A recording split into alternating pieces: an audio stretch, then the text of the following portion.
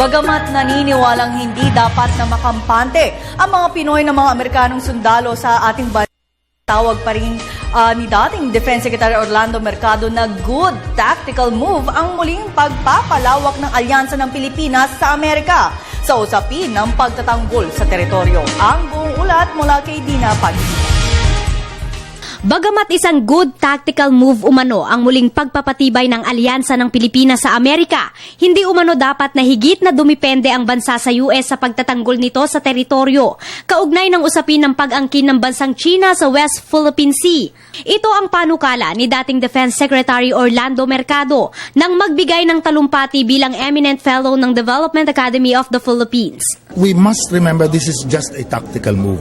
We cannot abdicate our role and function of defending the sovereignty of this nation. It is wrong for us to frame it in saying, wala naman, mabuti nandiyan yung mga Amerikano, wala na tayong problema, pagtatanggol tayo. And then, magiging kampante na naman tayo.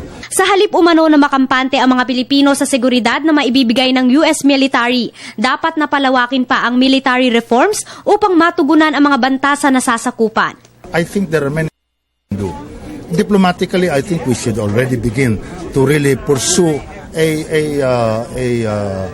mechanism by which we can talk with them more. It is our responsibility and leaders of this country to be able to strengthen our armed forces. Napapanahon na rin umano na muling bigyang pansin ang Philippine Defense Reform Program upang mas mapatibay pa ang kasalukuyang sistema. Gayunman, dapat pa rin umanong daanin sa diplomasya o soft power ang nasabing tensyon sa West Philippine Sea.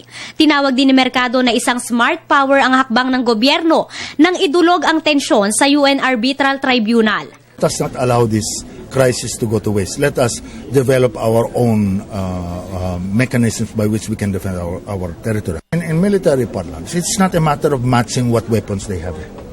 Kaya nga I said it is not a question of hard power, or a choice between hard power or soft power alone. It is a question also of utilizing smart power.